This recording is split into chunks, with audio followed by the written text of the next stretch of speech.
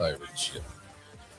Danny's here in his what Buffalo Bills hat is that? I don't even think it's a Buffalo Bills hat. I think it's just a Buffalo hat. But I liked it. It looked cool. I got it for free as part of a deal. A part of a deal? Yeah. Buy 3 hats, get the 4th one free. Where was it? It's on this website called Haka. Oh, okay. Yeah. So, all right, good for you. Yeah. That's awesome. How much do they charge for their hats, dude?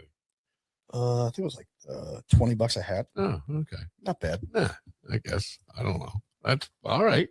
Well, good for you. That's great. I did one of those things today where I'm rushing to get here. Traffic has been nuts. Yeah, construction season. I don't know what it is because I feel like it wasn't all construction where I was.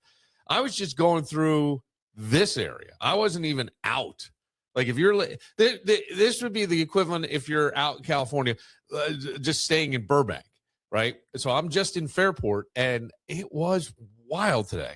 Like I was getting pissed.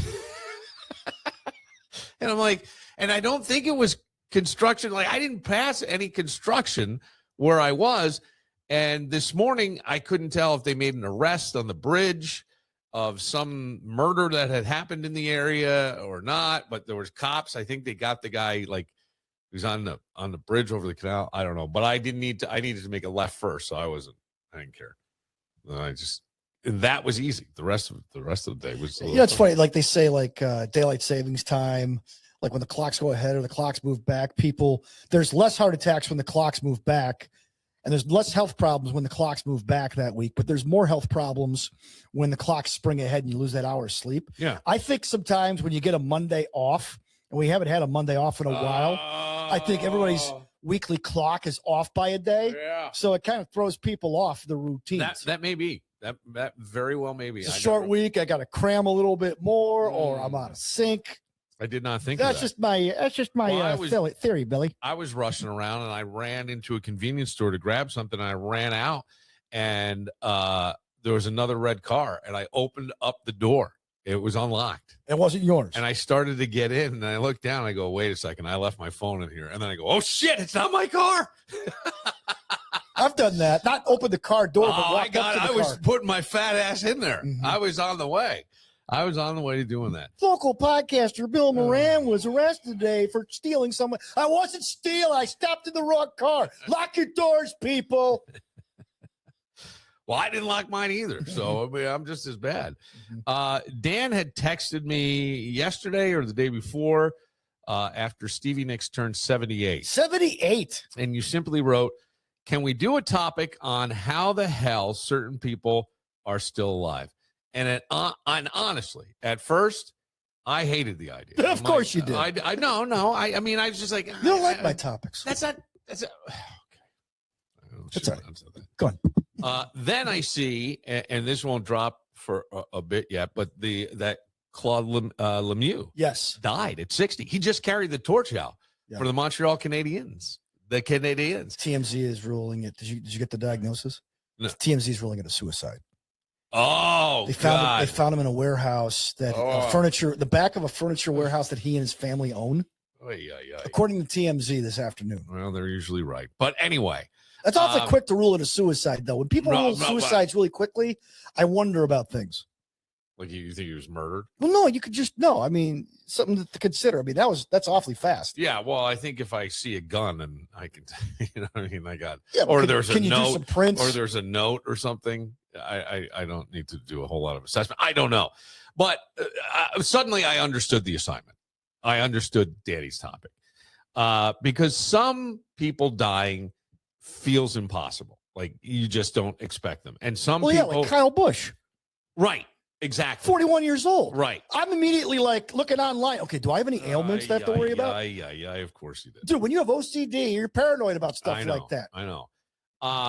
But some people, it just seems like dying for them is medically impossible. There are those, like I would have assumed that the following list of people that I'm about to mention had survived or could survive nuclear war, and I had put Ozzy in there, but Ozzy's dead. Ozzy gone. But he's just dead.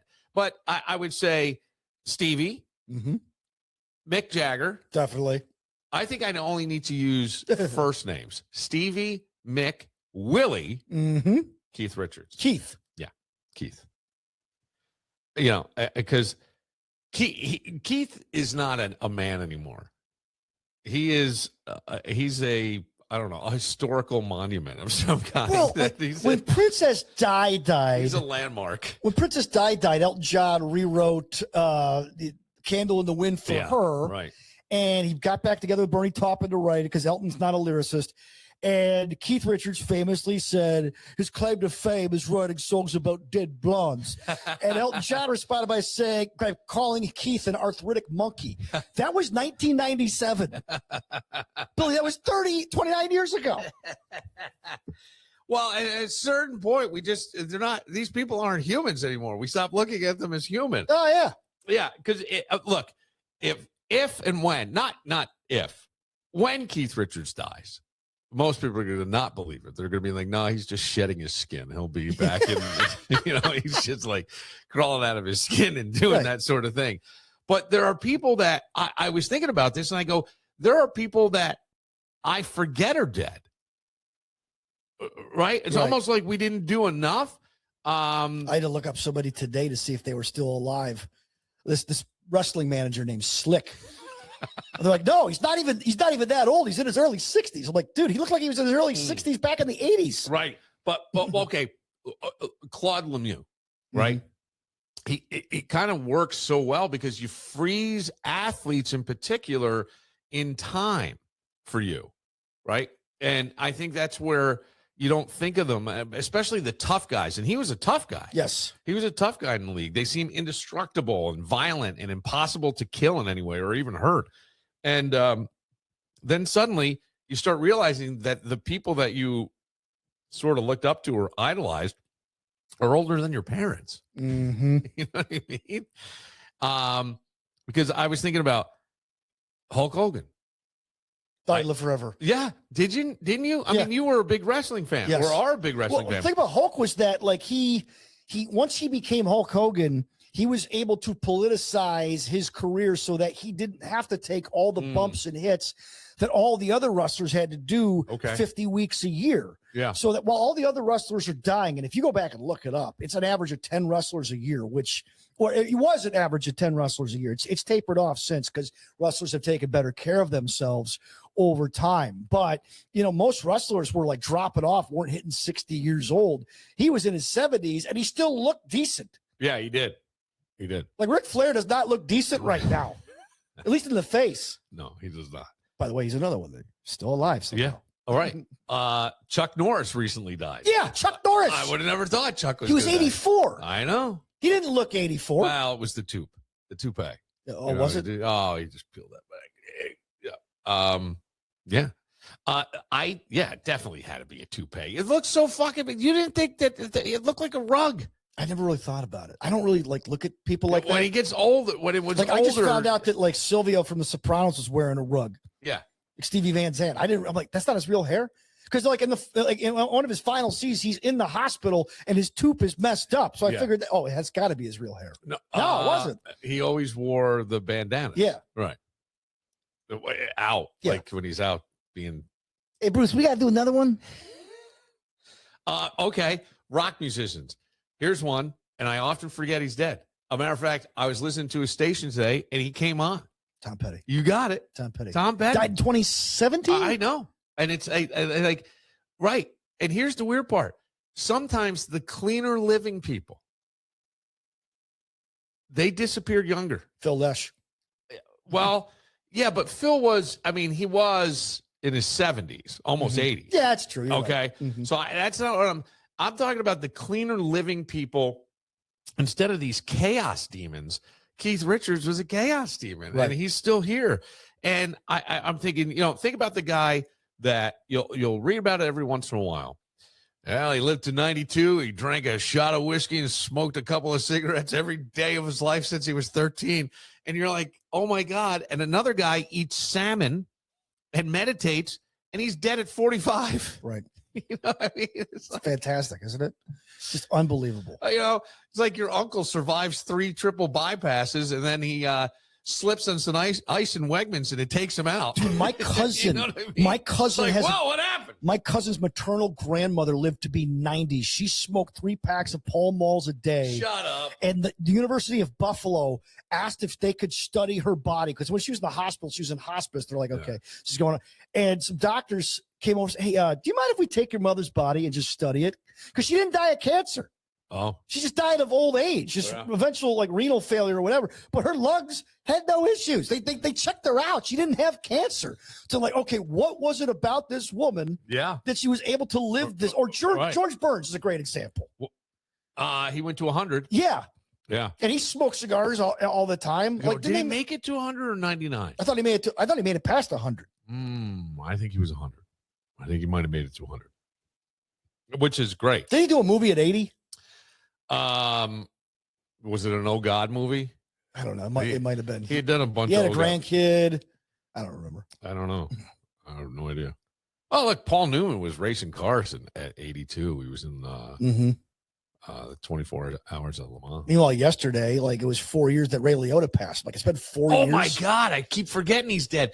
Remember he did the Chantex? Didn't he do the Chantex? Some kind of Chantix? There was some kind of anti-smoking thing. Yeah, Chantix. I'm Ray Liotta. He's like, yeah, right. He Wait, just did the dead? Sopranos movie, and then he did that Cocaine Bear movie, and then he died. oh fuck. He died after the Cocaine Bear movie came out. That was supposed to be the Sharknado of that year. If we did a quiz and he was on there, I'm putting him down as alive. Mm-hmm. I totally forgot. Remember we used to do the death draft Oh yeah. at CMF, and Tommy like said Spiro Agnew, and then people call Spiro Agnew's been dead since '98. And Tommy argued that he should get half a point because nobody realized it. It's not wrong. By the way, every year on President Clinton's birthday, they put a side-by-side of him and Sammy Hagar, right? Because they're the same age. Right. And like, look, tequila. Yeah. Women. Right. I know. Although I'm sure Sammy's had his share too. Well, I think that I would say it's two completely different stressors in life. Yeah, one is like the stress of the world. The other one's stress of like dealing with Eddie Van Halen. It's not or the Van Halen brothers. you can't put that in the same category in my mind. You just can't do that. But I feel like human beings desperately want life to operate like a vending machine. You know what I mean? I put vitamins, I put awful tasting supplements and therapy into this body. I want results. I want immortality to come out. And there's nothing, like it doesn't happen. No. And that's where we like. Heart's only got so many beats. Yes. Well, I don't know. I don't know. That's what I'm told. I don't know. I don't either. Like I had somebody say to me once, your heart has so many beats. What are you running for? You're going to run out of beats early. I've heard that too. And I go, come on. But then there's the people who pop on the planet looking like they're Morgan Freeman. He was born looking like he was 63 years old. I'm Morgan Freeman. You know what I mean? Well, that was a big joke about Abe Vigoda. Oh, God. On Letterman, Abe Vigoda once a year would come out and breathe on a mirror just to prove that he was still alive. The fact is he looked so funny that he was willing to do that. Yeah, he looked the same age for like 40 years. He looked, I think The Godfather, Barney Miller, Fish. I think on Barney Miller, he was in his 40s. Yeah. I think 48 or something. I don't know. Steve Martin, I think, has had white hair since the Nixon administration. Now, he doesn't look terribly old, but it is something our mind does or plays tricks on, that gray hair looks old. Mm-hmm. You know, it looks old. Well, he's looked the same now that he did in Father the Bride, which came out in 92. Right. Or even The Jerk in 89. He still had white hair. Yeah, that's what I'm saying. It's like, it's always been that way. Yeah. You'll see if you go back to his comedy days, and he had comedy albums back in the early 70s. He had darker hair. Yes. But it was gray, though. It was like a dark gray, black with like, it had like Pauly Walnuts texture to it. I guess. Gray on the sides. Yeah. When he did the bit about banks, like Fred, nobody ever names a bank Fred's Bank. No, I don't remember that. Larry David came out looking like he was always annoyed with the world. The thing about Larry David, though, is that we didn't know who Larry David was until after Seinfeld. He stayed behind the scenes. That's true. Well, he did. He tried stand-up comedy. Mm-hmm. He used to yell at the audience when you had some really good jokes. Yeah, he didn't have the patience. He was a writer. Then they created that show around him, Curb Your Enthusiasm, to make him to bring out is funny because he was hilarious. He was half a Seinfeld. I think that the person I will be surprised when they die, because they seem somewhat immortal to me, Kevin Bacon. Yeah, because Kevin Bacon's always looked young, if you think about it. Even now. Mm-hmm. And he's great in every role. He's great in every role. Like, I have not seen Kevin Bacon in a role where I went, and it's just Kevin Bacon being Kevin Bacon. He can play a sleazy guy. He can play a bad guy. He can play the good hero. He's versatile, man. That dude is really talented. Oh, certainly is. You know who else is? Nicolas Cage. Yeah. Nicolas Cage has looked the same for 34 years, too. He's the same guy from The Rock, same guy. And now he's going to do that Spider Noir show. I don't know. So it's like Spider-Man, but it's like Spider-Man in like the 40s or 50s. Oh, really? I guess. And it's like you could watch it in black and white or you could watch it in, quote, Technicolor. Oh. Because the idea is taking a black and white show and putting it into, quote, Technicolor, which is what they did when color television became a thing. That's interesting. I might just check it out just for that. What is it on? It's on Prime. Oh, okay. Interesting. Everyone's got Prime, right? I do, and I need it for delivery to everybody I forget, including yourself. It's birthday. Mostly it's family. Yeah. Oh, shit. It's my nephew's birthday. Well, I'll tell you what, for that price, I don't care, man. It makes things a lot easier. Oh, my God. Yeah. Oh, my God. That's totally there. I'm trying to think of other celebrities. Once you put this in I was kicking around and then I saw the Claude Lemieux. There are people like you forget they're dead. Maybe you forget, or there wasn't enough announcement. Now, this guy was in the news a lot, but I always forget Gene Hackman's dead. Yeah, I do too. And I hadn't seen him in a while. And then we forget that like how he died was even nuttier than Daddy's dead. It sounds like a murder-suicide. I don't know. But they were in separate rooms, or he may have died first. I don't know. Yeah, it was strange, right? But he didn't have all his marbles, and he hadn't had all of his marbles for some time. Lowe's, let's build something together. He was the voice of Lowe's. Oh, I didn't know that. Yeah, that's why I did that. I'm sorry. But yeah, he was the voice of Lowe's. Look at that. I didn't know that. He also looked the same throughout all the Superman movies, Hoosiers. 4 passes before you shoot. He did. Did you say Superman movies? Yeah, he did. Yeah. He was Lex Luthor. Yeah, he did. There were a couple movies and he outlasted all the Supermen. Yeah. Oh my God. Wasn't there the Superman curse? I don't know. I only knew all of them died. Who else died? All the way up to Reeves. George Reeves died of a gunshot wound that was self-inflicted, but supposedly he didn't think the gun was loaded. Why do you know this? Because Ben Affleck did a movie where he played George Reeves playing Superman. That's how I know that. And the first Superman, I was told that because when Christopher Reeve had his accident, the equestrian accident, left him paralyzed. There was a lot of debate about stem cell research at the time, and could this help him walk? And he was trying to walk, and he couldn't. And then my father tells me, "Oh yeah, the other guys who played Superman all died of tragic deaths too." I go, "No kidding." He goes, "Yeah, it's like a curse or something." I said, "Oh, okay." Because I don't believe in curses, but it's just kind of odd. It is odd. It is. And then his wife died too. Christopher Reeves died. Oh yeah. Wife died not too long after. Yeah, she had cancer. She's still young though. Yeah. Now his son is on Good Morning America. Oh, is he? Mm-hmm. Okay. He's contributing to Good Morning America, or he's on there. I don't know. So, I feel like I'm yelling. I apologize. Nah, it's usually how you. That's how I talk. As long as I'm not puking. Well, there's people who are you're shocked they're dead because their personality's so big. Like, I got to be honest. Like, I know he's dead, but Sam Kinison, that was a big personality. It was a big, loud personality. And it's like one of those ones, I think the world could use that voice today. I often forget and really liked him. Norm Macdonald, dead, cancer. So, they never really said anything. I'm going to feel that way about Jack Nicholson. I'll definitely feel that way about Kevin Bacon. Mm-hmm. Like, these guys, they just seem like their personality's too big to die. And I don't know. Well, remember, I think it was the end of like 2020, 2021. You know, a lot of times these things happen in threes. Yeah. And Bob Saget dies, and he dies in a very weird fashion. Like, he fell, hit his head, went to bed, and then didn't wake up. Right.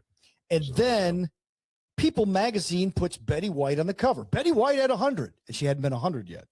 The magazine's due to come out, and she ends up dying. So Bob Saget and Betty White are both dead, and this meme comes out because the internet is undefeated. They show Betty White and Bob Saget taking a picture together, and they dress it up like it's heaven. And it says, "What do you want for dinner?" And she goes, "How about meatloaf?" And Meatloaf dies. Oh my God. Of COVID. He wouldn't get the shot. I forgot he's dead. Right. I forgot he's dead. You know who else I forgot died today? And he died when we were doing a show together. And I remembered the joke some caller made about it. Who was it? Gary Coleman. I forgot that Gary Coleman died because I always confused him with Emmanuel Lewis, which, by the way, is he alive still? I think so. So Gary Coleman, some guy calls him. He goes, "You know what they ought to do?" Like he was telling you and Tommy, "You know what they ought to do? They ought to bury him in one of those Coleman coolers." And then he opens up the cooler, goes, "What you talking about, Willis?" And it was such a dumb joke, but Tommy couldn't stop laughing because it was so stupid, but it made so much sense because Gary Coleman could fit in a Coleman cooler. Absolutely. Absolutely. I don't know. It's weird because celebrity deaths sort of hit differently. When Michael Jackson sort of hit differently with that stuff. And I often think, oh gosh, well, we were working together like this is our Elvis. Yeah. And you go, "Hey, go out and ask people on the street about if they know any Michael Jackson jokes." Because there were a ton of them. Yeah. And I remember like DKX at the time was playing Mike. They just went wall to wall Michael Jackson, right. and people in the neighborhood were playing Michael Jackson, and you could hear it in the windows. I know. Right. And what was funny was that people like who want to show off and show how sophisticated they are, even though it does the opposite. They take their speakers and put them outside their window so that you have to hear the music. It's not enough that they hear it. But they were celebrating, look, that dude had a legacy and a talent that was unmatched. And now we're starting to think that, he didn't touch anybody. No, I don't think he did. I don't think he did. I don't think he did. But like Michael Jackson, so I go down the street and I got about 7 or 8 Michael Jackson jokes. Our whole show the next day was just 4 hours of people calling up and repeating the same Michael Jackson jokes over and over and over. I mean, if you're going to die and I have a microphone and I have people who can work and do things, I kind of think. Oh, that was the same day that JT, our old boss, and then Stan Main, your former boss, both called you up and said, "Hey, buddy, what are you doing for a show tomorrow?" Because the consultants, the two of them, needed help. You think so? Coming up with ideas for other people's shows. I think that's really true. I do think that's true. And then I came up with the promo story about Bill Moran, the man the consultants call to solve their problems. They did call me, both of them, and Stan was like, I forgot about that. You're like, "I got Danny out in the street asking people for Michael." "Oh, that's great. That's a great idea. I'm going to use that for Connie and Fish out in North Dakota." Well, I got a call like going, "Michael Jackson's dead. What are you going to do?" I don't know. Phil will come in and do his Michael Jackson. And then Phil got fired. So you called Phil. Yes, I did. Hey, no, wait.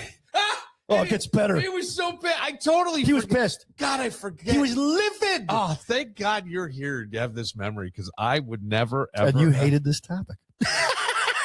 What topic? No, originally I hated this topic, but then I thought about it. Well, no, I didn't hate. I said I hated it, but I was just like, I don't know where to go with it. And then I saw Claude Lemieux died, and I'm like, okay, all right. Let me beat and this he's up. the second athlete to die in a week. Right, but I think that when actually third, if you count Bob Horner, but nobody listening to this show knows who Bob Horner is. Yeah. Who's the second? Or Manny Fernandez, who played for the Dolphins. The first one was Kyle Busch.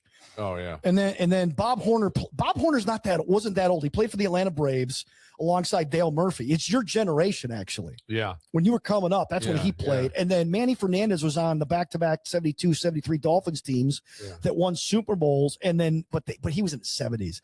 And then, of course, when a football player gets past 70, man, it's like a bonus. I know. Because they beat the shit out of it. It's taking like 10, 15 years off your life. But then, of course, Claude Lemieux dies. And even I was like, wait a minute, what was he sick? Yeah. And then TMZ. Okay. Well, I mean, I hope that's not.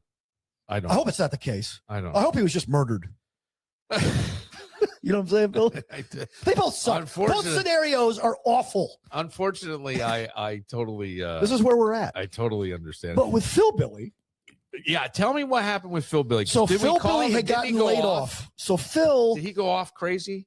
Half cocked? He didn't go off half cocked. What happened was he got Remember the movie Friday? How do you get fired on your day off? He got one day off a week. It was Wednesday. It's my full, complete day off. I want to have one day where I'm not working at the library and I'm not working. I'm not working for the school. Say he was watching the book. Down the Wayne County Library. Watching the book. Watching the book.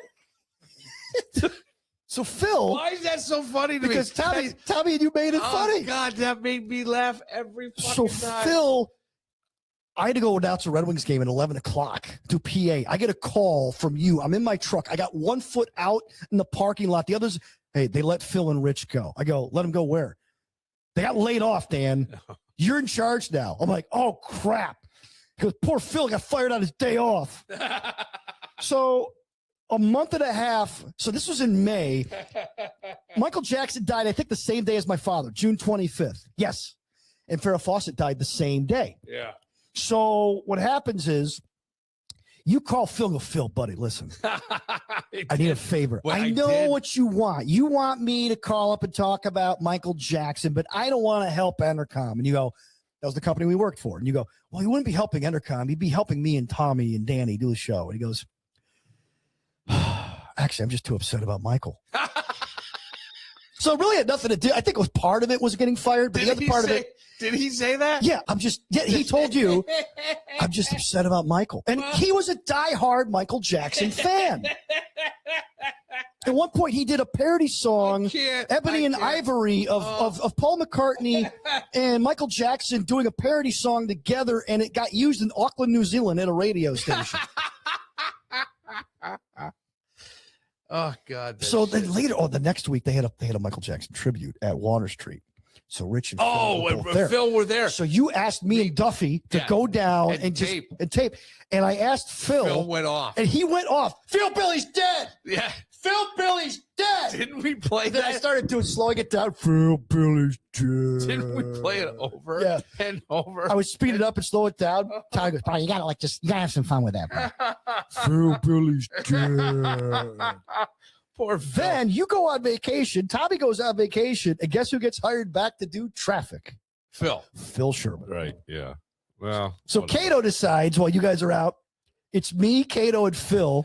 Instead of running a best of in the last segment of the show, he wants to do a talk show. We get on the air to welcome Phil Billy. Hey guys, we got a surprise for you. We're breaking news. Yeah, Bill and Tommy are on vacation, but we got somebody who's coming back to do our traffic.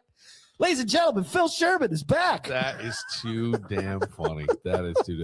Well, here, that's so funny. Phil Billy is dead. Well, a celebrity died. I think the one thing I'll sum it up this way: when a celebrity dies, and you point out Kyle Busch, a great example at 41 years old, pneumonia and kind of pushing yourself too hard. I would assume is kind of what happened, but it reminds us there's no formula, there's no guarantee, there's no amount of kale, there's no amount of cocaine that guarantees anything. You know what I'm saying? And still, I will say this: I absolutely believe this. If Keith Richards outlives almost everybody in the Stones, I'm switching my vitamins. I'm going to switch my vitamins. I will say that. But yeah, go ahead. Look, Michael Jamal Warner died about a year ago. It was a shock. I forgot about that. He drowned. He was trying to save his daughter. And then what was he on? Oh, Dick Van Dyke is over 100 years old. Right. And the big meme was he couldn't play Legos because they're only for kids 4 to 99. Yeah. Oh, that's funny. That's funny. But man, his show is still on CW. They run it every night. And man, it's like, what, the Mary Tyler Moore? No, the Dick Van Dyke. Dick Van Dyke show. I love the Dick Van Dyke because he was always so wholesome and friendly. Yeah, I had a chance to interview him once. He was fantastic. It was it was a great show, and they did it. They said they were going to do it if it hit for 5 years, only 5 years, and they left on a high note. Mm-hmm. People were shocked that they were begged not to, and all kinds of money. And that was who was the brains behind that one? Well, not Norman Lear. No, but of that generation. In that generation, yeah. No, it's Meathead's dad. From what's his name? Who by the way got murdered by his son recently. Oh, I know who you're. Yeah. Come on, Rob Reiner. Rob Reiner. It was his dad. Mhm. It was Carl Reiner. Carl Reiner. Mhm. He Who also died in the last 10 years. Yeah, well, Carl Reiner. Well, Carl was like, yeah. He was in his 90s. Carl Reiner was the writer. Yes. He created the Mhm. Dick Van Dyke Show. So, and he said we're going to do it for 5 years, and then that was it. And they did, and that was a great idea. You know who else is still alive? Mel Brooks. Yes, Mel Brooks. Yeah, Still alive. Yeah. We'll take a moment. Sticking sort of with this theme, are we tracking ourselves into insanity? I'll ask that question. We'll get to that right after this.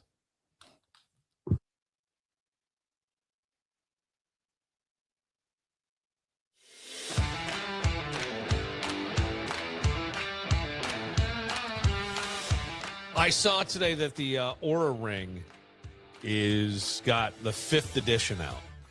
Okay. 40% smaller. It's more like a regular ring. The other rings are big. They're bulky. Like when somebody's wearing an Oura ring on their index finger, you know. I know a guy who wears it instead of his wedding ring on his ring finger. You could do that?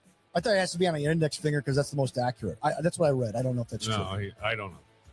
I don't know. I think my sister wears it there. I don't know anything about. I don't have that. Yeah, neither do I. And it's covered by your HSA. Well, no, it's not. It's not.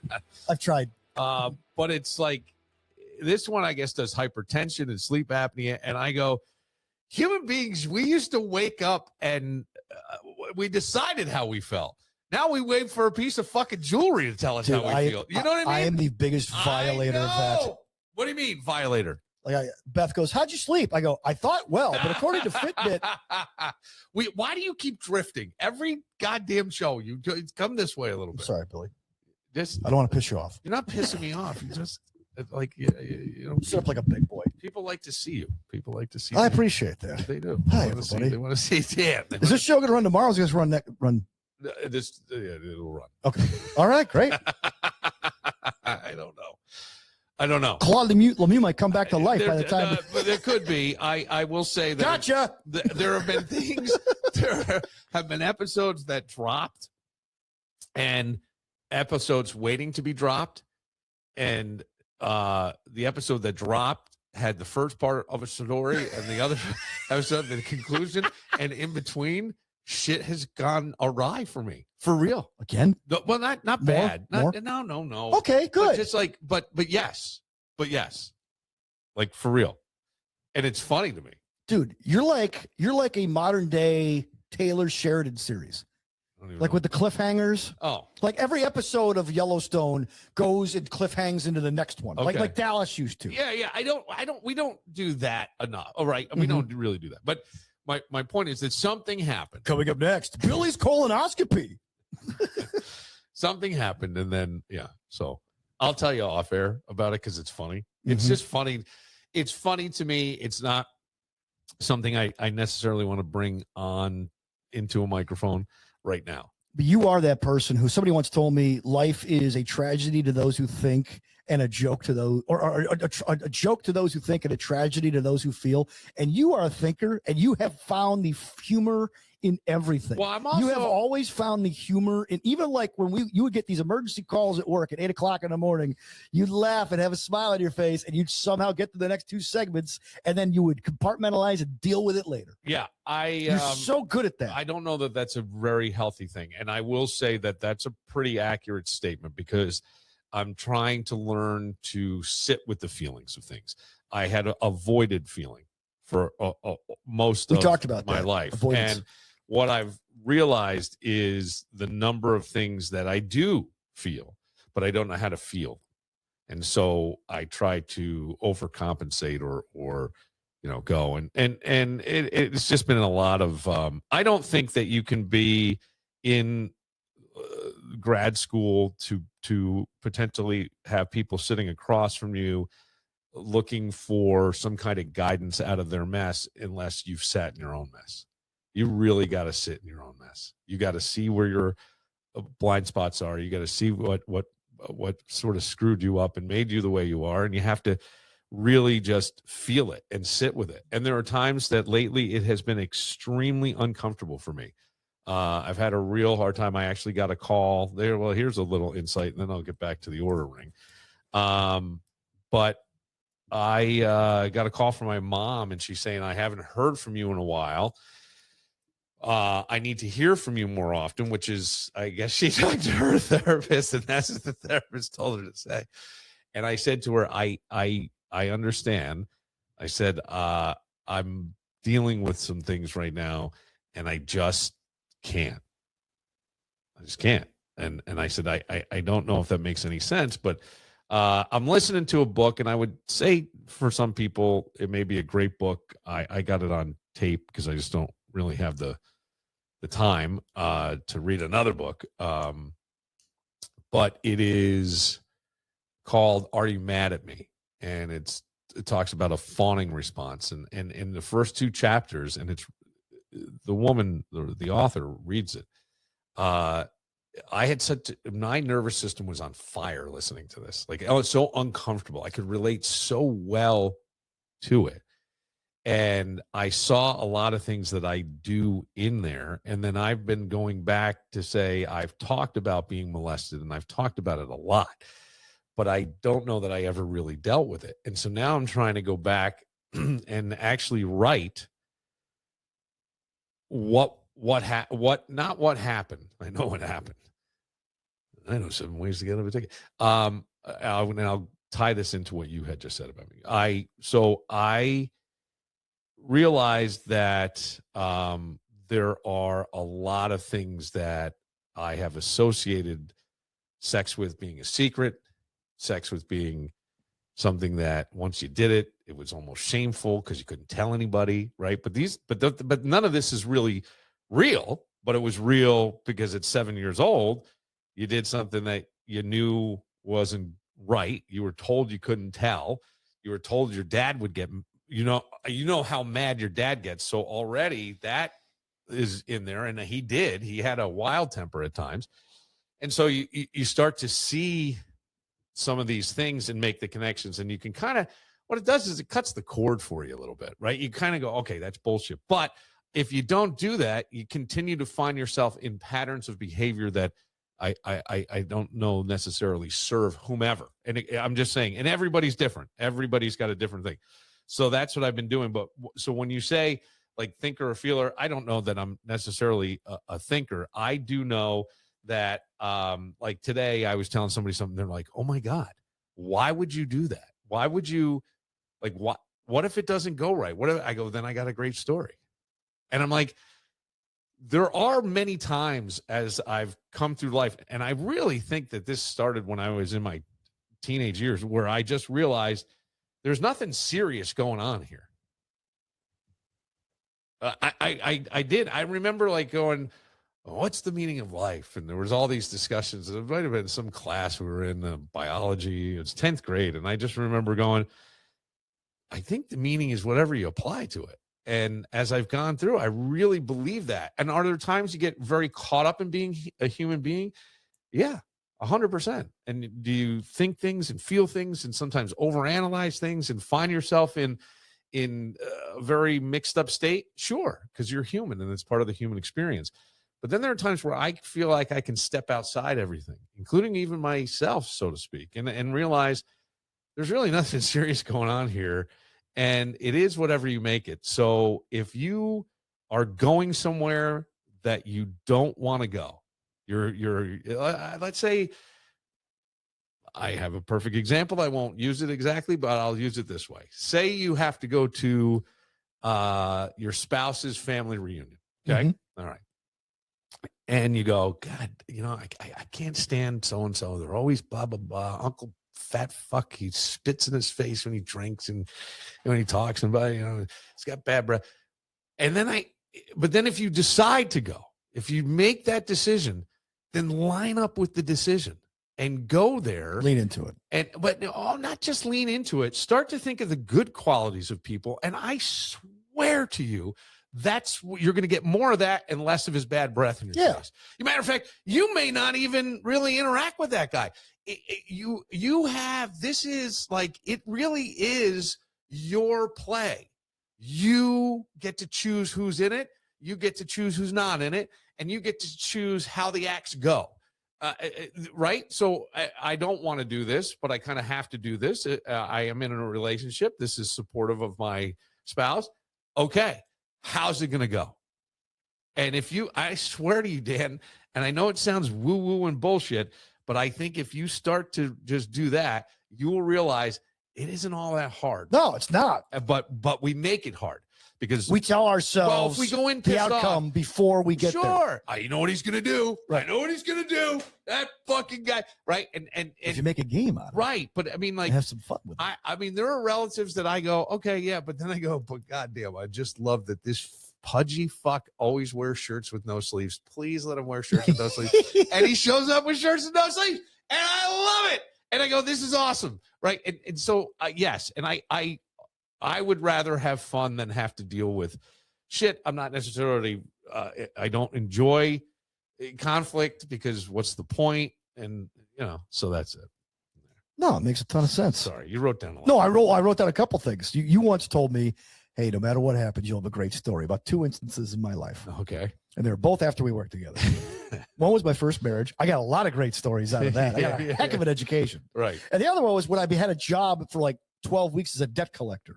And I got some stories from that. Yeah.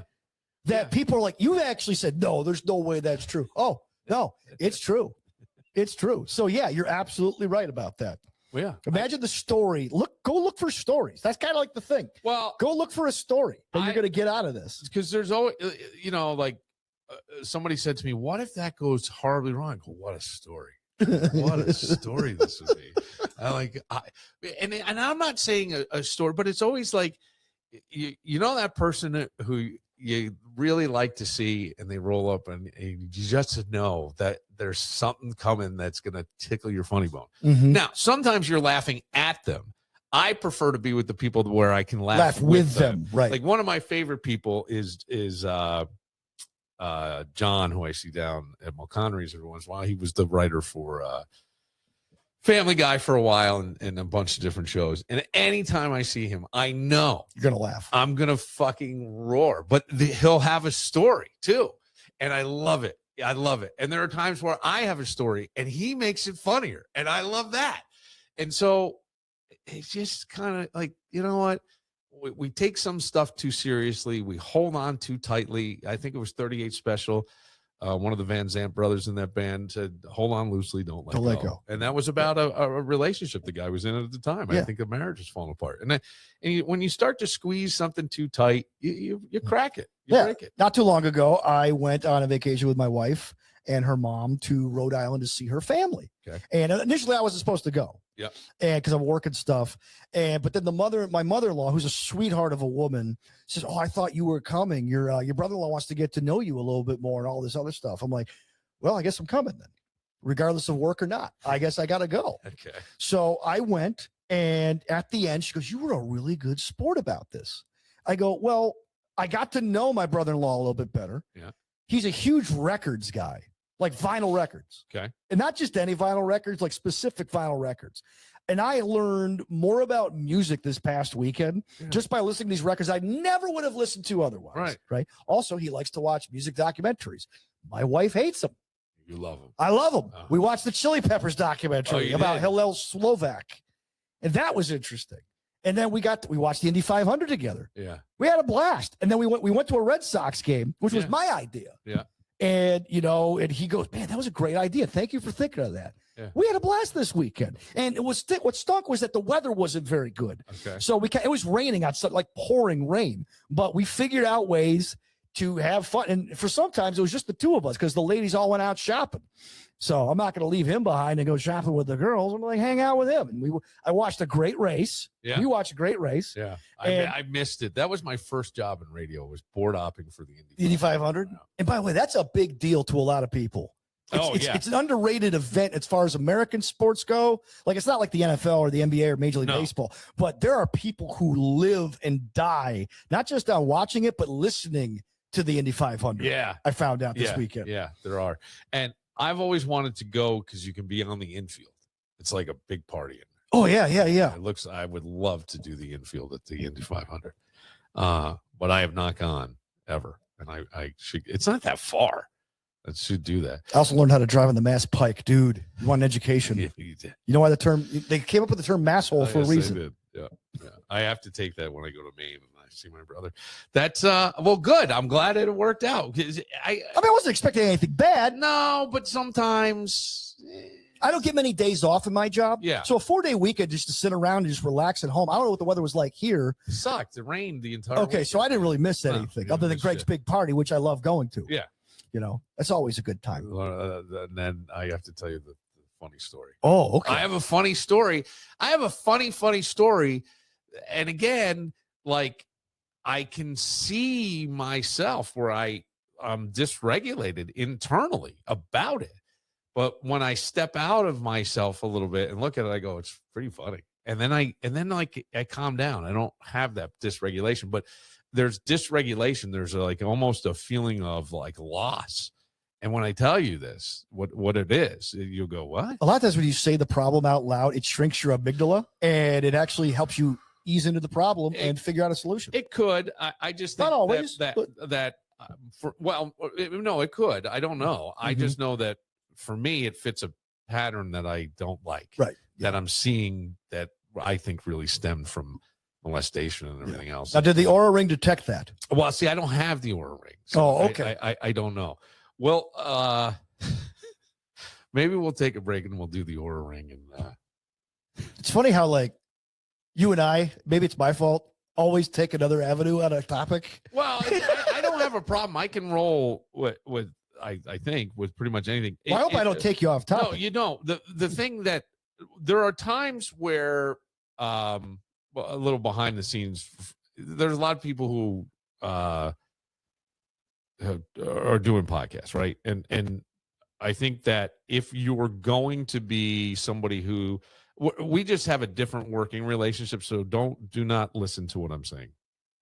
In other words, don't take it too seriously. Oh, yeah, of course. Yeah. Because you and I have a different relationship, and we came from an environment where it was, I had a bunch of stuff, but if there was shit that was flying against the wall and it was sticking, we were going with it. Oh, yeah. There was one day where you came in, your neighbor was moving, and he brought over a thumb jug of Jameson the night before. Yeah. So you come in, Danny, I got nothing today. We had one of our best shows ever based on apps. It was like an episode of Seinfeld for 4 hours. Yeah. It was great.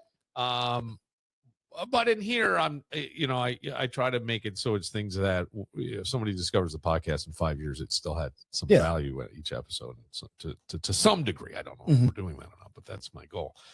And but I will say that there are times when someone is kind of leading it, and is maybe somebody gets bored with the topic, so they try to change it or throw it out. That's where you have a disconnect. Well, it's disjointed for sure, especially if you don't have somebody who can really flex well. But even if they can flex well, there are times where it's just disjointed. And I was listening to something, I go, oh boy, I see that it's not this podcast. It was a different podcast. But and I went, boy, that's a really talented host because he kept it. But there are times, like I'm sure even in here, where I know that there's certain people that sit down and maybe they don't like the topic, so they decide it's not for them and they are going to change it. And I'll roll with that a little bit, but I'll always then try to kind of bring it back, because I think I'm not picking these things necessarily out of thin air. There's a reason behind it, and there's thought behind it, and I think a lot of it is relatable. But that's where I would say, if you're doing a podcast, try to keep things in a vein. You and I have a different working relationship, and I think when you just said that, it brought me to talk about things that I probably wouldn't have, that I think may have value for people and interesting, just about, line up with it and go with it and try to look for the fun and the best, and figure out your own shit. Because the real thing is, and that's why there are those new opens, and it's like a guy who wants to be a therapist needs a therapist. I always looked for external validation in things for a lot of it, instead of internal validation, which I think is really important. And I can say internal validation, that's where self-esteem and kids and blah, blah. I believe that. I know that. But I sometimes would always look for it. And for me, it was always women. I always needed somewhere with women. And not while I was married, although I learned new things about myself all the time. Maybe the validation was from your wife. No, well, no, maybe that, you know? that could be. That wasn't what I meant. I just was talking to somebody the other day, and they go, there's some things about you I didn't know, and I go, like, well, what? And they're like, oh, I heard you left CMF because you were just way too liberal for that station. You couldn't do it. And I just burst out laughing. Dan, I lost it laughing. And I go, I would be more middle of the road politics. I really would. I hate human suffering, but right. So I'm not going to be in line. No, you're definitely like balls and strikes.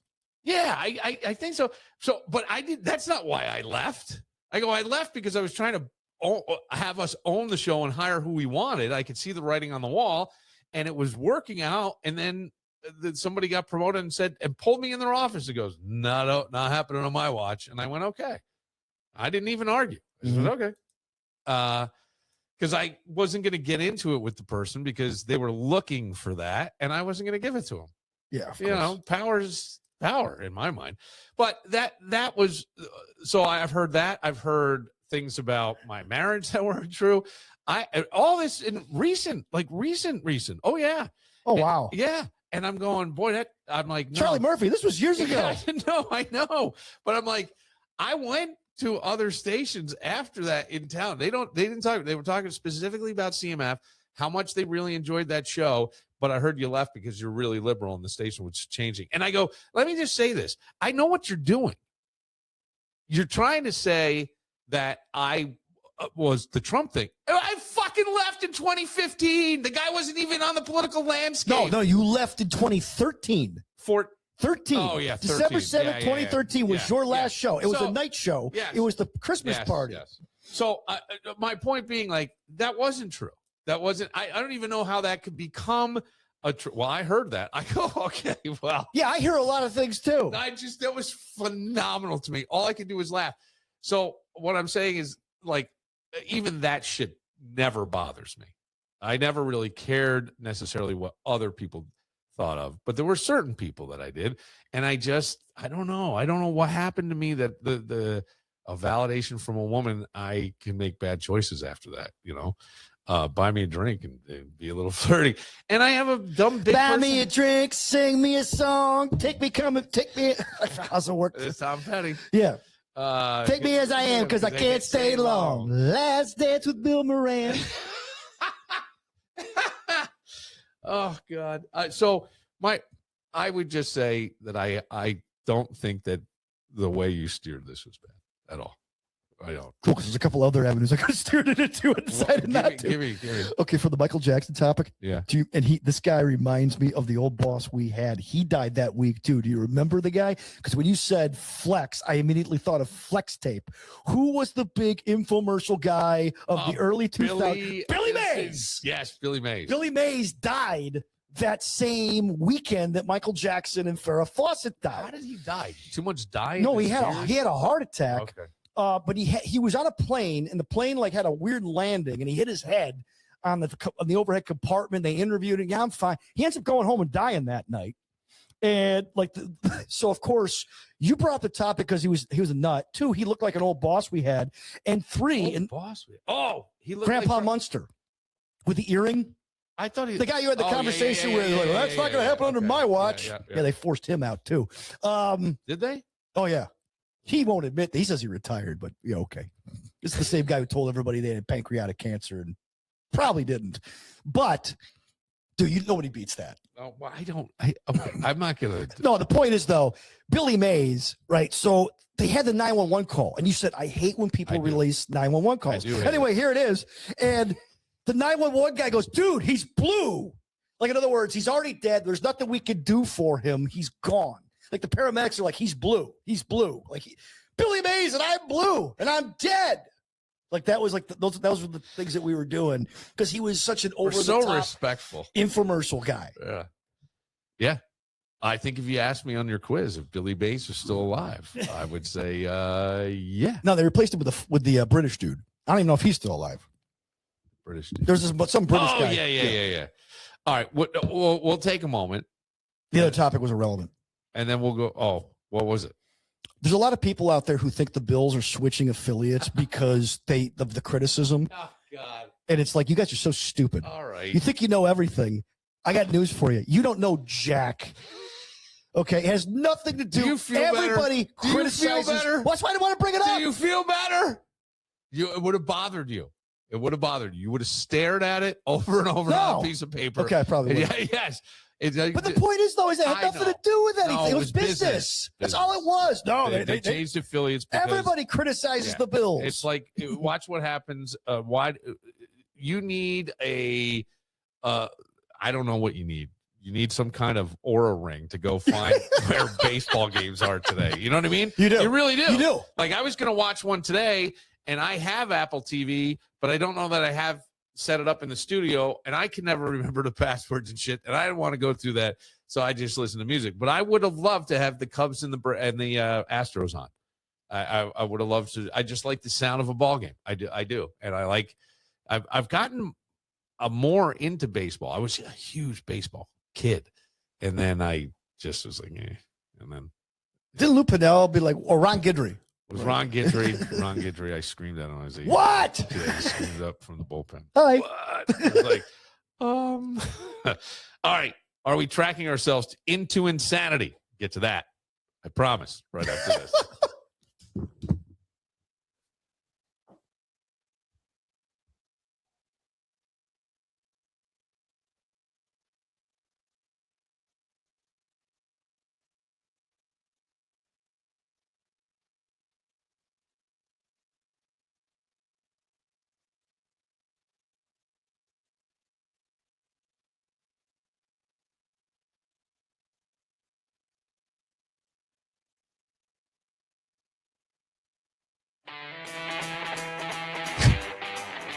Those stories are compelling and rich. They are. I mean, I know.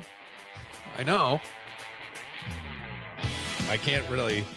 I don't want to say too much. Yeah. No, of course. But you understand? It's your story to not tell. Well, but they're great, are they not? They're great stories. They are great stories. I think. I just go, wow, that is interesting. It's interesting. Mm-hmm. What are you going to do? We started to say. And we'll get to this. Just follow me through this a little bit, if you will, because you are a person who benefited from a device. Yes. But which I didn't buy. My wife bought for me. Okay. But I know people who slept great until their watch tells them otherwise. And then they're like, yeah, I'm exhausted.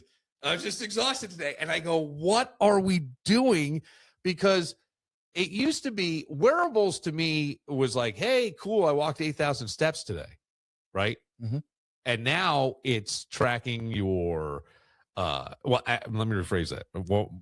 What I wrote in my notes is it's sleep judges, right? Because that's what it is. It's sleep judges, heart monitors, stress detectors, oxygen trackers, recovery coaches. And I'm going, this is a tiny digital hypochondriac on your wrist. Yes. That's what it is. That's all it is. Well, is it though? Because I don't know. It could be both helpful, which we do know that it can be, and at the same time, I think psychologically damaging if there's such a way, because it gives you the percentiles of where you are at your age, at your height, at your weight versus the rest of the people at your age, at your height, at your weight. And you're like, oh man. Or, yeah, I'm doing pretty well. Yeah. But you had a Fitbit. I have a Fitbit. You have a Fitbit, excuse me. And it's one you wear on your wrist. Yes. And it told you something was wrong before you knew something was wrong. Yes. And it was It told me I had AFib in 2023. Which is what? Atrial fibrillation. It's when your heartbeat, your heart goes out of whack. Yeah. Okay. So irregular heartbeat. Yes. Right. But it helped you, and they're scientifically. Well, I shouldn't say scientifically, but they have been accurate in detecting specifically that for people. Mm-hmm. They really have. So, in that sense, you're glad you had it? Yes. Yeah. And then, but at what point does it become paranoia? And I don't know for immediately thereafter. Okay. For me, because then it's for like, you. what else is going on inside this ticker? and you like every morning, first thing I do, pray, read the Bible, go to Fitbit. Hey, how did I do last night? Okay. How did I sleep? And then like this weekend when I was out with family, they're like telling me their sleep scores are in the 90s and mine's only in the 70s to 80s. I'm like, what am I doing wrong? What's going on in my body that I can't sleep as well as these people? I failed the sleep test. My wife had 4 cocktails and she had a 96. I didn't drink it all and I had a 79. What's going on? Do I have like, is it the medication I'm on? Is it this? Why is my HRV so low? Is that normal for me? The heart rate variable? Yeah, heart rate variance. Well, Variance. my doctor says that's nothing. No. Other people are like, oh, it should be in the 50s for your age. I'm helping our class is helping put together a story, but as a research project, but heart rate is very, so HRV monitors are, I'm going to buy one. I think they're like $200. But the heart, and this is more to see what happens when people meditate versus not meditate to their heart rate, what happens in certain healing modalities, whether they are legitimate, and you can see some real heart rate variability in there. That's interesting. Anyway, I don't know, Dan. I think when I think of you, I go, worthwhile investment. I really do. I mean, you're the one guy that I go, well, okay, because you're the only one I know. My sister will tell me the Oura Ring tells me I'm sick before I'm actually sick, and then man, I've heard that. I can get ahead of it. You can get ahead of it, right? So I go, okay. It's a Paranora ring. Yes. See, okay, a Paranora ring.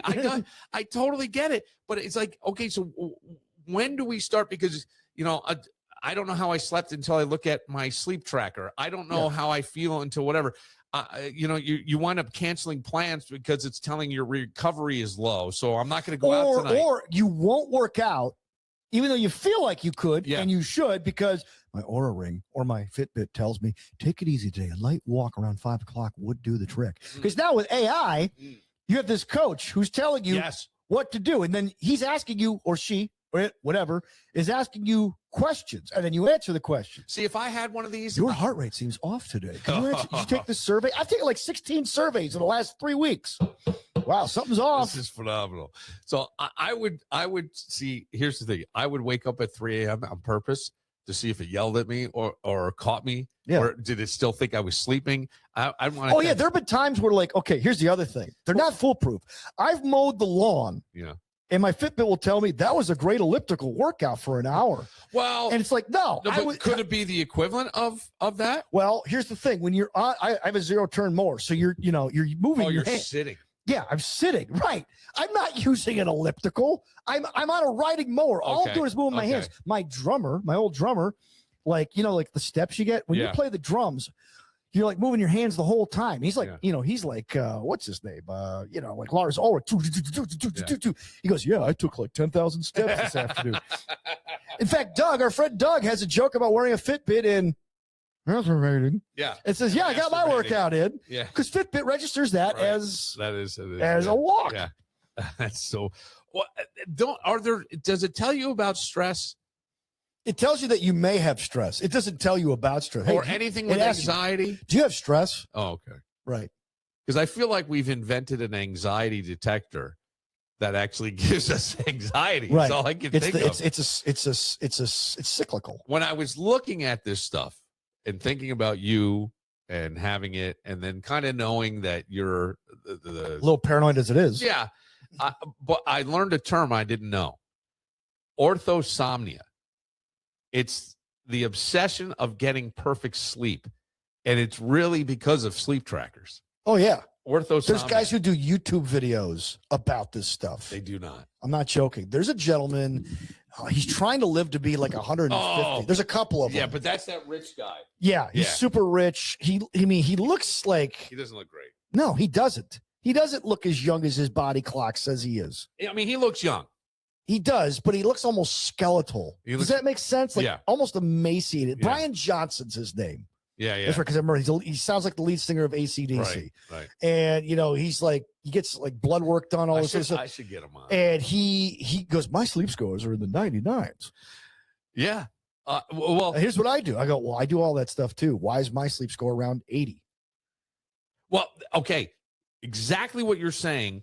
Some experts, from what I read, said that some of these sleep trackers, because we get anxiety about how I sleep, how we compare our sleep to other people's sleep, why am I getting a score of 80 and you drank and you got a score of 90, that it can actually worsen your sleep overall, and your obsession is, when I think of these things and I think of the stuff now, and I don't know if you think of this, but I would think, like, if my grandfather were alive and I go, hey, Billy, how are you? Yeah, Grandpa, I not so good today. My Oura Ring told me I only got 14% of the new moon sleep I need. I'd be like, what the fuck are you talking about? Right. You know what I mean? And I always think, like, or, the restorative rest that at what point, they never had these things before. No. And I guess people were dying. Yes, of course.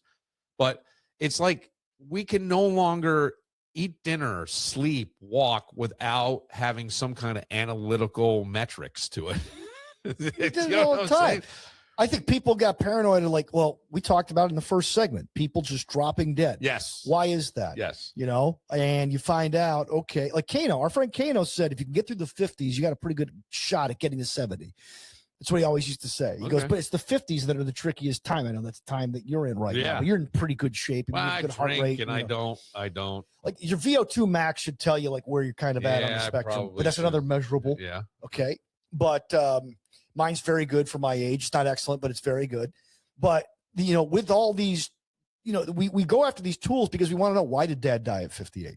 Why did my sister die at 51? Sure. Why did, was there something I could have foreseen if I had this tool earlier? Yeah. The tool's available. Yeah. Why don't I use it? Now, this was not my idea. My wife goes, I want to get you something for Christmas. It's around 2020. I go, okay. She goes, you never wear a watch? I go, I don't. I've never really worn a watch. I go, I have, but they've all broken. I never got them fixed. I'm going to get you a watch. Well, I figure she's going to get me like one of those, like a Bolova watch, or a watch that you could wear like and look fancy. Oh no, she gets me a Fitbit, but it's actually more valuable because it actually gives you real information. Yeah. Problem is that it'll make it nuts. Oh, and you got to pay for a subscription for it to get the nutty information. Yeah. $89 a year to tell you you're not sleeping great. Well, here's the way I see it. We used to go for a walk to clear our heads, right? A lot of times you take a walk, clear your head. I found that to be beneficial at times in my life. And now I go, if I don't get some kind of analytical metric, and I don't have any of these devices, but most people, it's a meaningless walk if I don't have that. And I go, I feel like we're losing some of the stuff. Like, we don't trust ourselves anymore. We wake up in the morning, and you've even said this, I feel amazing. But then you look at your Fitbit and it says sleep quality was poor, and you're like, oh, fuck. I'm done today. I guess not. I'm starting to yawn. It's only 8:30. Right. And I go, I don't know if all this information, and we could take it beyond these devices, the Oura Rings, the Apple Watches, the Fitbits, into anything. But should we have that much access to information? 24/7 heart rate data. Should we have that? I don't know.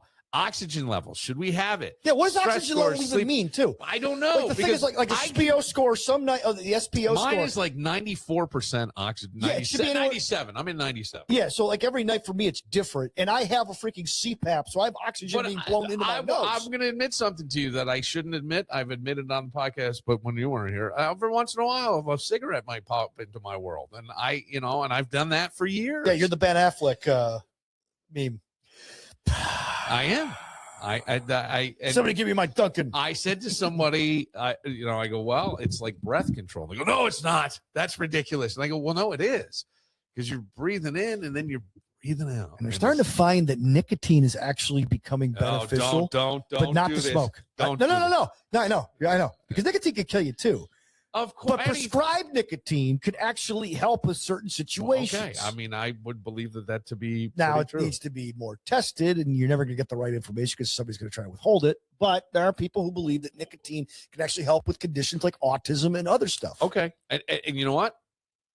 I am happy that they're doing that research. Yes. To be quite honest. Let's find out. But Here's what I wrote down. Experts have even warned about wearable-induced health anxiety, where people obsess over normal fluctuations in heart rate, sleep, and recovery metrics. And then I started to think about this. I go, we're the first generation to biohack immortality in real time. I mean, we really are. In essence, that's what we're doing. Mm-hmm. We're trying to figure out, how do we beat this? How do we beat the clock? How do we whatever? Because people are cold plunging, right? Yeah, that was huge. And then all of a sudden people are like, maybe it's not as beneficial as we think. I think they've done it for years in Sweden and other places. They've done sauna. Not necessarily cold plunging, but sauna, yes. Yeah. Sauna has just been proven time and time again that sauna bathing 4 to 7 days a week will increase your health span. But then mouth taping is one I'm hearing about now, where you tape your mouth. That only works if you don't have sleep apnea. Okay. If you have sleep apnea and you tape your mouth, you might end up choking. Magnesium stacking. I didn't even know that was a term. Yeah, because there's like 4 or 5 different types of magnesium. Okay. I see. I don't know this. Oxide is junk. If you have magnesium oxide, it's worthless. It doesn't absorb. You only absorb maybe 10% of the magnesium you take anyway. Glycinate is the one that helps you sleep. But there's also magnesium citrate and another one. Stay away from oxide. It's garbage. But how do you know? Because I've done my research. Okay. How many videos did you watch? About 1,600. Okay. This is where I love the research portion, because this is where I get, and don't take this the wrong way. No, I got it. But research used to be, I went out and I read articles and I looked up the doctor and I did this. Now I went to YouTube and I watched 16 videos, but the algorithm's going to keep feeding you the same thing. No, I know. So, but let me give you 3 words. Dr. Rhonda Patrick. Don't know. She's helpful. Okay. All right. She's very helpful. She goes, 5 supplements is all you need. Here are the 5. Yeah. That she gives you. And she actually talked about, this is fantastic. She was on Diary of a CEO with that guy. And she goes, listen, a lot of people like to walk for exercise, and that's great. But if you really want to get a good exercise in every day and stave off cancer and all-cause mortality by 40 to 50%, all you need is 10 minutes of vigorous exercise. 10 minutes a day. You got to keep doing it. Well, and that's it. Alvio was in here. I saw that recently, and we had a great conversation. Yeah, it sounded like I get a chance to listen, but thanks. I really appreciate it. Well, I'm a busy guy. I'm teasing you. I'm totally kidding. I'll like the right song. But he said to me, called my friend Bill. He's a therapist. I did not. There is an interesting Alvio story with me and Alvio that I talked to. There was a day when it was DeTulio Moran, John was off, and I asked Alvio to come in because I wanted to reveal this story of what had happened. And it was fantastic, but I wasn't going to do it here. Mm-hmm. I wanted to talk about, I find it interesting when his life, his career. Well, I call the episode Dreams Don't Die because of that. But Alvio, to your 10-minute piece, said that I know a gym that he works out at, and he's like, you don't want to go there? Because I'm in and out in a half hour. He goes, those, and you have a trainer, and he goes, they come in and they just crank you for a half hour, and he goes, and that's and you're done. And then you're done. And he goes, I'm exhausted, but he goes, it's great, and because of that, and that's the thing is what I'm saying is, like, staring at your HRV score, wearing glucose monitors after eating blueberries. Yeah, I can't do that because I know for a fact that I will literally. Oh my goodness! Yes, do you see what I'm saying? I gotta stop eating. Right. Everything, because your blood glucose is always going to go up when you eat. But it's like we're trying to out-negotiate death. Right. Think about this, Bill. Think about this. Go to any old-timey cemetery in town. There's 100 of them, right? And take a pencil and a piece of paper if you can't read the limestone, and just do the thing. Figure out how long people lived.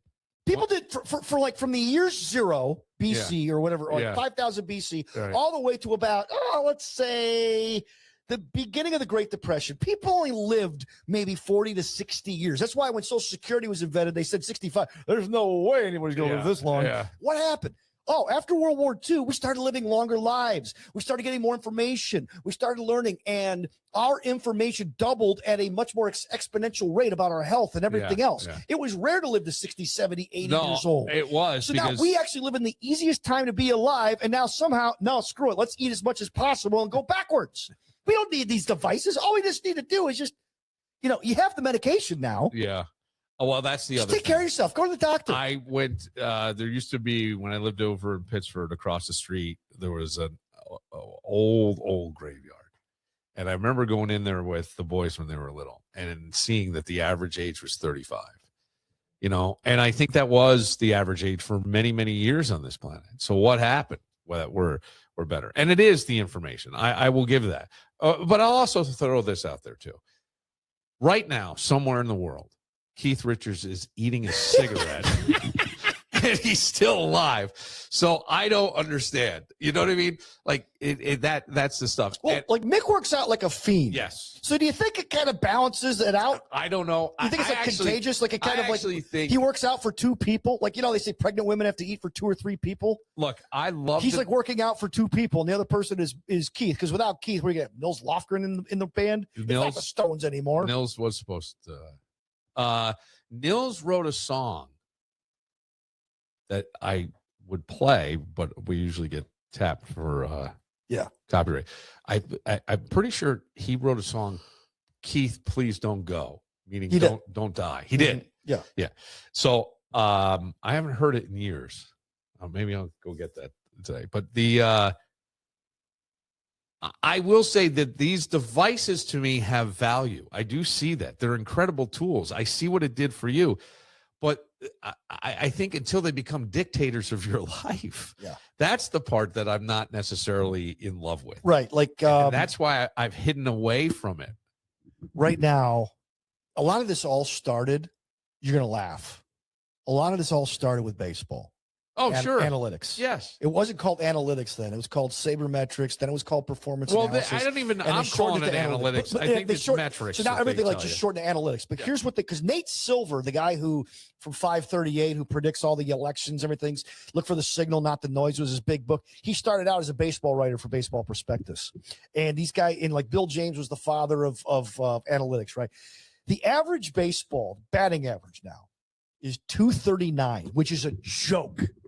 Okay, 239. That's the worst that it's been since the dead ball era. You want to know why? Because analytics got involved and said, hey, don't worry about hitting a single. Just swing for the fence. Yeah. We're better off with you swinging for the fence. If you strike out 1,000 times a year, who cares? Right? And it's kind of ruined the game. It's made it more efficient, but it's not as much fun. Well, it's not, but it is. At the same time, when you've got Shohei Ohtani, who he's a freak. He pitched. I thought he was injured. They weren't sure he was going to play. He pitches, and for the second time in a row, first at bat, leadoff batter for the Dodgers. Home run. First play. Home run. Yes. Home run. You're like, he's this generation's Babe Ruth. It's or better. I mean, clearly better. And this is in a league where Aaron Judge is going to etch himself and DiMaggio out of the Yankees. Yeah. Mount Rushmore. Sure. Okay. That's how good Ohtani is. Yeah. I could totally see that. I just wonder with these devices, the danger I see in it is we almost stop experiencing life, not necessarily living it, but experiencing it to the fullest, like having a cheat day, whatever, you know, and all we do is start to audit it. Right. And so we're auditing all this information. And I go, some people seem to be in an abusive relationship with themselves and their devices, with their Apple Watch. You want to talk about technocracy? Technocracy. You're wearing an emotionally abusive relationship with your phone. Yes, and your watch. Yes. You know, Tony Robbins says nobody lives life; they live the life they focus on. Yeah. Well, okay. Well, yes. Yes. That's the point. Yes. So go live life. Go focus on better stuff. Go live life. You know what to do. Go to DeBella's. Have that freaking sub that's going to have nitrates and give you cancer. I did for a while. It's okay to once in a while. I need a cigarette. It's okay to have a cocktail once in a while. Yes. Sorry, my Christian friends. It's okay to have a cocktail once in a while. Once in a while. But I think I take it too far sometimes. But I enjoy it. Yeah, you got that gene. It is a weird The thing. Billy gene. Not much. Club. I don't remember what I drank club soda, but it don't give me a buzz. but I'll buy $5,000 on whiskey. I didn't, though. I know. Did not. But you wanted to. I was close. I would have done it. Oh, we're done? Yeah, I'm sorry. No, it's okay. Did you have more? I have more. You have more? Let's keep talking. You got stuff to do. I have stuff I got to do, and I've got. I'm going to hold this one segment because it's just a you segment. Okay. It's for you and me. All right. Can you give us a preview so that next time we do it, Yes. people will look forward to it? Yes, Okay. I can. Is it about vitamins? No, it's a. Can parents ruin somebody's? Can parents ruin somebody's life with the name they give them? Okay. Okay. Can parents? I think that was in my notes. Let me Interesting. Because my father's name was Daniel Borello. see. They called him Butch Yeah. long before I came into the picture. Can parents give you a horrible name? A horrible name. Can parents give you a horrible name? And I that's what I wrote down because I saw something that I wasn't sure was real. It was presented as a headline, as a news story, but I didn't think it was real. I still don't think it's real, but I think it's interesting. And Okay. yeah, we'll get Looking forward to that. Oh, okay. And then whatever nutty stories come along, it's always fun, Danny. See who else dies this next Yeah, week. there you go. For Dan Barillo, I'm Bill Moran. We'll see you next time.